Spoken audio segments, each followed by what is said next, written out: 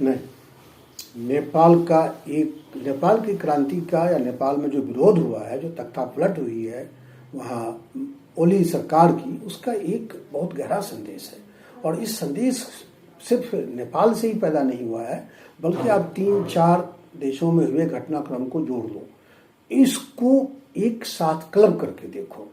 हम सबसे पहले आपको तालिबान ले चलते हैं।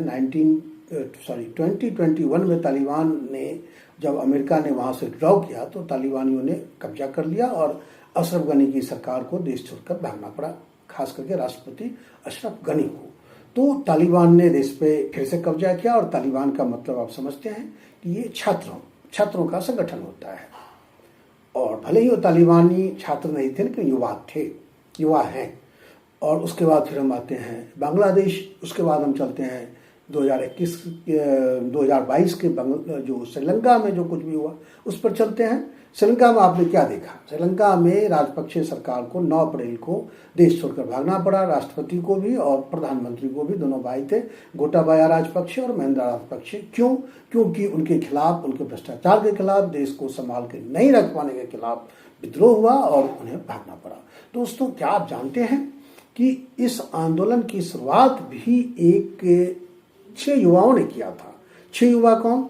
तो आपको बताऊं कि कोलंबो का एक उपनगर है कोहुवाला में 1 मार्च 2022 की बात है। 6 पेशेवर युवाओं ने, जिसमें इंजीनियर, डॉक्टर थे, उन लोगों ने अपने एक हाथ में मोमबत्ती और दूसरे हाथ में एक तख्ती लेकर के प्रदर्शन किया। तख्ती पर लिखा था कि राजपक्षे सरकार को इस्तीफा दे देना चाहिए। ये 6 लोगों का प्रदर्शन कोलंबो में लगातार बिजली कटौती के खिलाफ था, क्योंकि स्थिति बुरी तरह से चरमरा गई थी, सिस्टम पटरी पर नहीं था और बुनियादी सुविधाओं का अभाव हो चला था। और इसके खिलाफ उन लोगों ने विरोध किया था। कुछ दिनों तक उन्होंने 6 लोगों से ये विरोध प्रदर्शन रखा।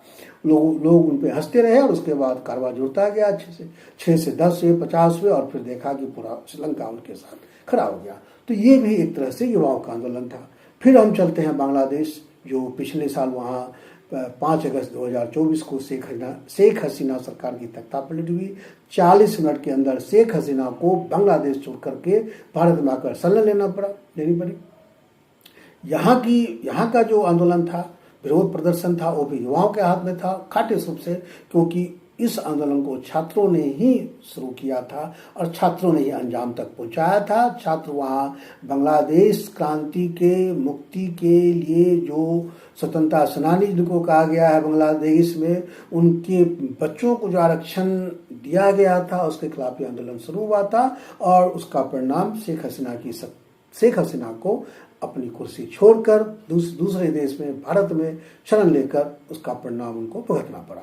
तो दोस्तों, बांग्लादेश का देख लिया आपने। अब नेपाल चलते हैं। नेपाल के आंदोलन को जेन जी आंदोलन कहा गया है। जेन जी यानी जनरेशन जी, यानी वो जनरेशन जो 28 वर्ष से कम उम्र की है, जिनकी पैदाइश 1995 के बाद 1995 के बाद हुई है। यानी वो लोग जिनका जन्म इंटरनेट क्रांति के युग में हुआ, जो पैदा होते ही जिन्होंने इंटरनेट और मोबाइल से खेलना शुरू कर दिया था, ये युग है। और इन लोग की जो आंदोलन की शुरुआत तात्कालिक थी, उसका कारण ये था कि नेपाल सरकार ने फेसबुक, ट्विटर, यूट्यूब जैसे 26 ऑनलाइन जो ऐप है उस पर पाबंदी लगा दी थी और सिर्फ चाइना के टिकटॉक को परमिशन दी थी।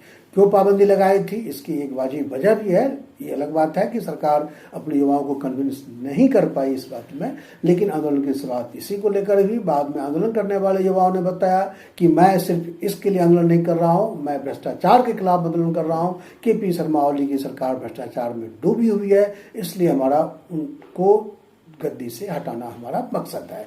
और उस मकसद को हल करने के बाद भी आंदोलनकारी नहीं रुके, उनका आंदोलन जारी रहा, आगजनी चलती रही, सुप्रीम कोर्ट तक पहुंच गए, कई पूर्व प्रधानमंत्रियों को पीटा गया।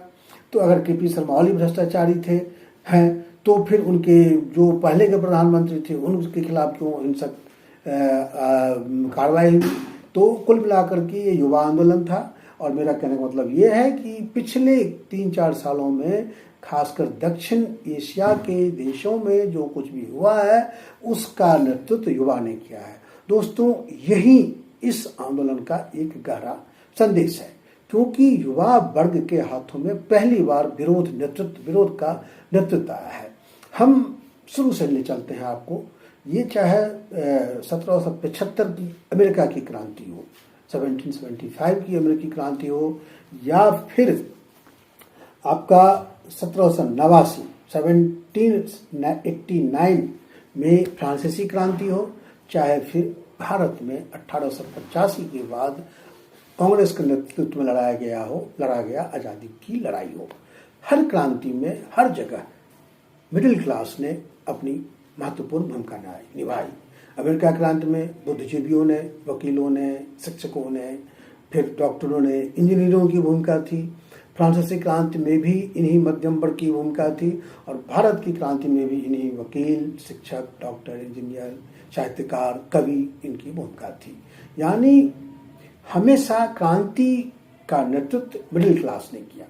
ये लोग पढ़े लिखे समझदार वर्ग के लोग थे, समझदार थे, तो इन्होंने न केवल क्रांति की विरोध प्रदर्शन किया, सिस्टम को बदला, बल्कि एक बेहतरीन विकल्प देने का प्रयास भी किया। चाहे अमेरिका हो, फ्रांस हो, भारत हो, बेहतरीन विकल्प दिया। भारत में जो अंग्रेजी हुकूमत को हटाकर जो विकल्प आया डेमोक्रेटिक फॉर्म ऑफ गवर्नमेंट का, देखिए 75 साल से हमारा देश कितना बढ़िया चल रहा है। यही अमेरिका के साथ भी यही है, और फ्रांस के साथ भी यही है, और कमोबेश इंग्लैंड में भी ऐसा ही हुआ। तो ये मिडिल क्लास में जब तक क्रांति का नेतृत्व रहा, तब तक उसने सिर्फ क्रांति नहीं की, बल्कि उसका बेहतर विकल्प दिया। लेकिन यही स्थिति अब खत्म हो रही है।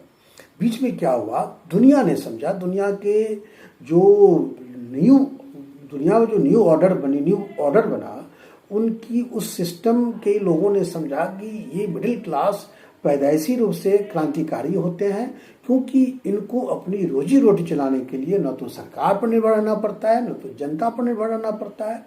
ये चूंकि अपनी जो उनके अंदर का जो गुण है, जो क्वालिटी है, उसके आधार पर इनका रोजी रोटी चलता है।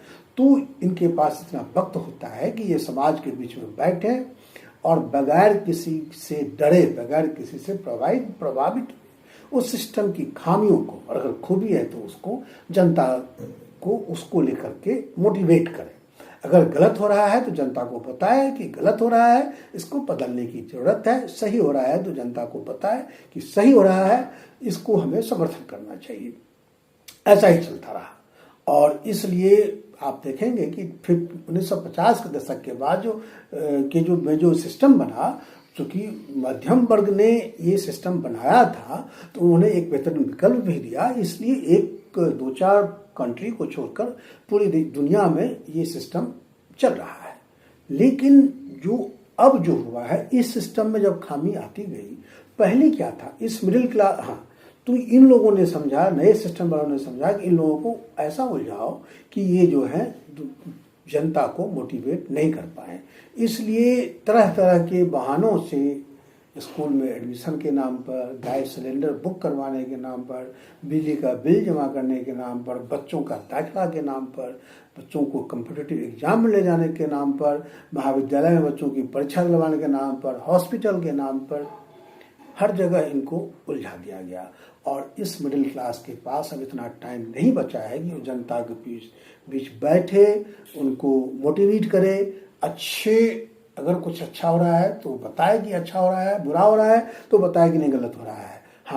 अगर गलत हो रहा है तो मिडिल क्लास की यही जिम्मेदारी थी कि उसके खिलाफ हिंसक आंदोलन को कभी उन्होंने समर्थन नहीं किया।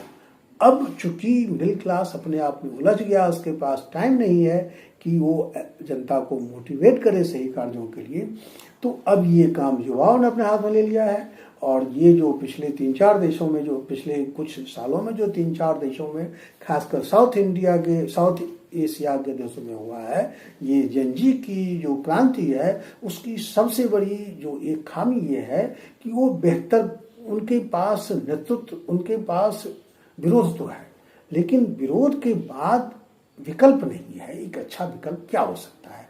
आपने देखा अफगानिस्तान में तालिबान का कट्टरपंथ विकल्प बना, आपने पाकिस्तान में देखा इमरान खान को हटा करके जो विकल्प बना वो कैसा विकल्प बना, मुल्ला मुनीर का विकल्प बना। आपने बांग्लादेश में देखा शेख हसीना की सरकार, शेख हसीना को गद्दी छोड़कर दूसरे देश में शरण लेनी पड़ी भारत में, लेकिन 15 साल से काबिज शेख हसीना ने कम से कम बांग्लादेश को में आर्थिक प्रगति तो दी थी। उसके बाद जो यूनिस बने हैं, भले ही ये अर्थशास्त्री हो, अर्थशास्त्र में इनको नोबेल पुरस्कार मिला हो, लेकिन एक तो ये बहुत वृद्ध हैं और दूसरा इनकी जो निष्ठा है बांग्लादेश से ज़्यादा इनकी निष्ठा अमेरिका के प्रति है। ये अपने देश के लिए लॉयल पूरी तरह से नहीं है और न ही इनका एजेंडा क्लियर है कि इनको करना क्या है। तो यहाँ भी दिक्कत है। आपने श्रीलंका में भी देखा, श्रीलंका में तख्तापलट के बाद भी जो विकल्प आया वो श्रीलंका को एक अस्थिर सरकार नहीं दे पाया, न वहाँ की अर्थनीति को, अर्थव्यवस्था को पटरी पर ला पाया। नेपाल में भी आपने देखा है, नेपाल के युवाओं ने कहा कि हमने पहले तो उन्होंने ये किया कि फेसबुक और ट्विटर जैसे जो हमारे इंटरनेट के माध्यम है उनको बंद करने को लेकर उनका आंदोलन चला। बाद उन्होंने कहा कि नहीं, मैं इसको लेकर हमारा आंदोलन नहीं है, हमारा आंदोलन भ्रष्टाचार के खिलाफ है।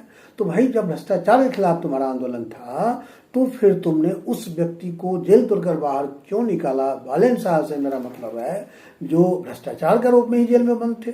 और आपको ये भी जानकर ताज्जुब होगा कि भ्रष्टाचार बालेन साहब को पिछले 1 साल से अमेरिका लगातार प्रमोट करते जा रहे हैं। उसको युवा नेतृत्व मान करके अमेरिकी मीडिया उसको हवा दे रही थी। तो क्या ऐसा हो सकता है कि उसका कनेक्शन अमेरिका से हो? तो दोस्तों, इस वीडियो का मकसद ये था कि मिडिल क्लास को उसकी अपनी समस्याओं में जो सिस्टम ने उलझाया, तो इसलिए कि देश में या दुनिया में कोई नया विरोध ना हो, वो तो हुआ नहीं। विरोध प्रदर्शन तो फिर शुरू हुए हैं, तख्तापलट फिर शुरू हुई है। लेकिन इस बार का जो तख्तापलट का नेतृत्व जो लोग कर रहे हैं वो युवा वर्ग हैं, उनमें जोश है, अपने देश के प्रति भक्ति है, उनमें क्षमता भी है, लेकिन चूंकि जोश में होश नहीं है और उनके पास एक विकल्प, बेहतर विकल्प नहीं है। और यही दुनिया के लिए सबसे बड़े खतरे की घंटी है। और इसको वर्ल्ड ऑर्डर जितना जल्दी समझ सके वो बढ़िया है, नहीं तो अराजकता की स्थिति अपने चरम पर पहुंचेगी, आज नहीं तो कल। थैंक यू दोस्तों, इस वीडियो में इतना ही। जल्द ही एक नए विषय के साथ हाजिर होगा, तब तक के लिए आज्ञा दीजिए। अगर आपको कंटेंट अच्छा लगा हो तो लाइक कीजिए और वीडियो को सब्सक्राइब कीजिए। Thank you.